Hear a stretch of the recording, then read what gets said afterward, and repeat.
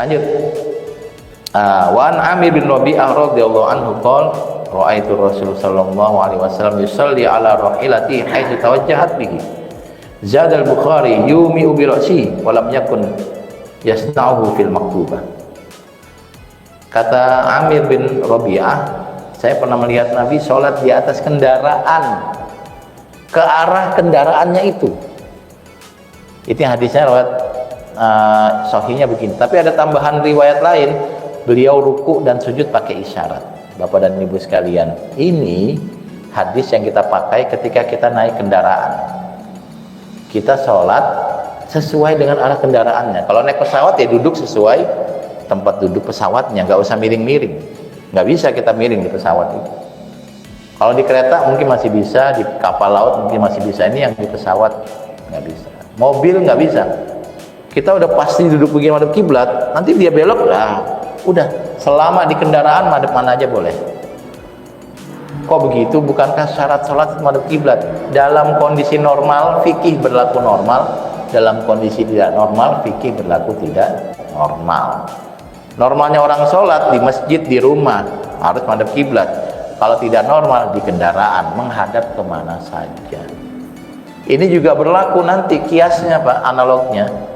Kiasnya bagi orang yang sakit di opname di rumah sakit, nggak bisa bangun dari tempat tidur, sholatnya sesuai bentuk tempat tidurnya. Nggak usah dimiring-miringin tempat tidurnya Pak, nggak usah. Misalnya kita atau siapalah ada orang di opname, ini kan sebenarnya fikih orang sakit Pak. Fikih orang sakit itu penting bagi saya karena banyak banget orang sakit yang harus di opname. Dari wudhunya orang sakit gimana, sholatnya gimana, kalau nggak bisa wudhu tayamumnya gimana. Oleh settingannya dia sudah bersuci entah wudhu atau tayamum, dia mau sholat kasurnya menghadap ke utara, udah ke utara saja, jangan dimiringin Pak. Kenapa? Karena dia kondisi dalam tidak normal, dalam kondisi tidak normal. Nah, ini bagi orang yang dalam kendaraan menghadap kemana saja. Gimana rukunya? Rukunya dengan isyarat yumi'u bi ra'sihi.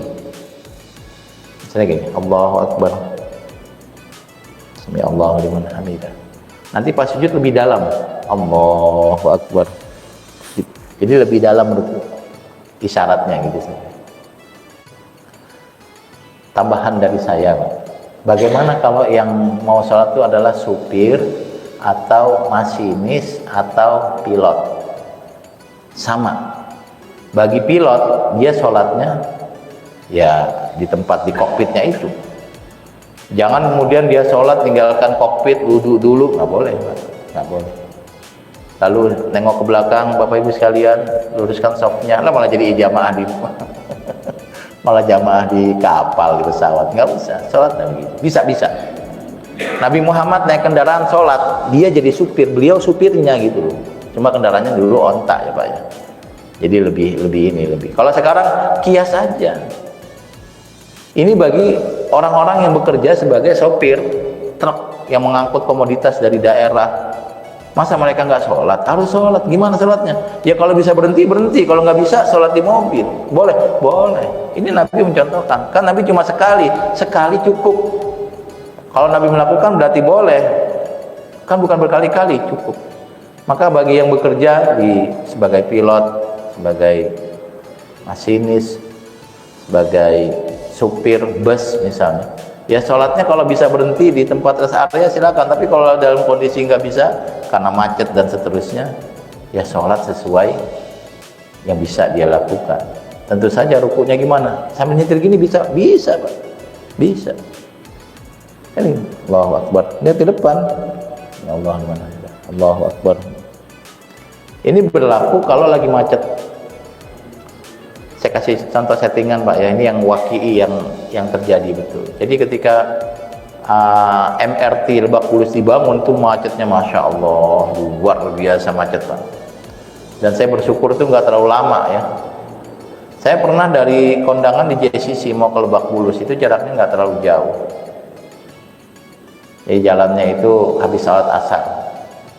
Asumsi kami ya paling cuma 15 menit, 20 menit. Ternyata sampai maghrib kita berhenti di Pondok Indah dan itu di jalur kanan, jadi nggak bisa ngapa-ngapain. Nah kebetulan di mobil itu ada rektor, Ada supir, saya di depan, saya tanya, "Ustazah, tusallina hina fi sayyarah am jam'an ta'khiran?" Prof, mau sholat di mobil atau mau sholat jamak takhir saja? Kan jaraknya dekat tapi macet. Dia bilang, "Ana mutawaddi'ah, ana usallihina." Saya punya wudu, saya sholat. Ini profesor wudu, Pak, habis kondangan masih wudu. Terus saya bilang, "Ana bardu mutawaddi', ana usalli." Saya juga masih punya wudu, jadi saya sholat. Sholat lah, nggak jamaah masing-masing. Jadi saya karena di samping sopir ya, Allahu Akbar. Allahu Akbar. Ya Allah. Allahu Akbar. Profesor juga di belakang sholat. Supirnya sholat juga. Cuma enaknya lagi macet. Jadi kalau ruku tenang, yang nggak tenang kan kalau lagi jalan ya Pak, ambil begini. Hah? Kalau belum wudhu tayamum. Tayamum kan nanti boleh pakai dashboard mobil. Boleh, nanti pembahasannya tayamum. Udah lewat tayamum Pak ya. Kita ulang lagi Pak.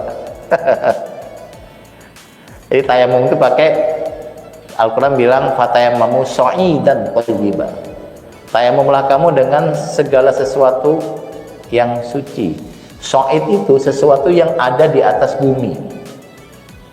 Secara kebahasaan sha'idan itu segala sesuatu yang ada di atas bumi. Pohon di atas bumi, kasur di atas bumi, tembok di atas bumi. Bahwa Nabi mencontohkan pakai debu, debu juga di atas bumi. Tapi Nabi mencontohkan berarti bukan satu-satunya. Itu cuma contoh di antara banyak benda, salah satunya adalah debu. Bahwa kalau gitu pakai dashboard mobil, kan fikihnya fikih tidak normal. Harusnya fikih ketika tidak normal ya berlaku tidak normal. Ini pilihan Pak fikih Pak ya. Nanti ada opsi yang menyatakan beda, silakan saja.